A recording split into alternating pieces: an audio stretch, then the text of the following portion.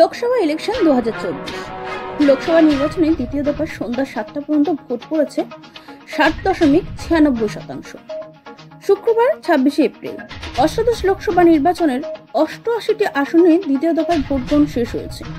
ভারতের নির্বাচন কমিশনের তথ্য অনুযায়ী সন্ধ্যা 7টা পর্যন্ত মোট ভোটদানের হার 60.96%। ভারতীয় নির্বাচন কমিশনের মুখপাত্র টুইট করে জানিয়েছে যে দ্বিতীয় দফায় 13টি রাজ্য কেন্দ্রশাসিত অঞ্চলে শান্তিপূর্ণ ভোট হয়েছে। সব মিলিয়ে সন্ধ্যা 7টা পর্যন্ত আনুমানিক ভোটাররা উপস্থিত ছিল প্রায় 60.96%। প্রথম দু দফায় 14টি রাজ্য কেন্দ্রশাসিত অঞ্চলে ভোট গ্রহণ সম্পন্ন হয়েছে। এর মধ্যে কেরালায় 20টি আসন, কর্ণাটকে 14টি, রাজস্থানে 13টি আসন, মহারাষ্ট্র ও উত্তরপ্রদেশে 8টি করে আসন, মধ্যপ্রদেশে 7টি এবং অসম ও বিহারের 5টি করে আসনে ভোট হয়েছে। এছাড়া ছত্তিশগড় ও পশ্চিমবঙ্গে 3টে করে আসন এবং মণিপুর, ত্রিপুরা, জম্মু ও কাশ্মীরে 1টি করে আসন এই দফায় ভোট হয়েছে।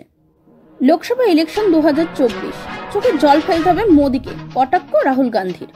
লোকসভা নির্বাচনে দ্বিতীয় দফার ভোটে প্রধানমন্ত্রী নরেন্দ্র মোদী যারা ভোট দিয়েছেন তাদের প্রতি কৃতজ্ঞতা প্রকাশ করেছেন। প্রধানমন্ত্রী লেখেন, দ্বিতীয় দফা খুব ভালো হয়েছে।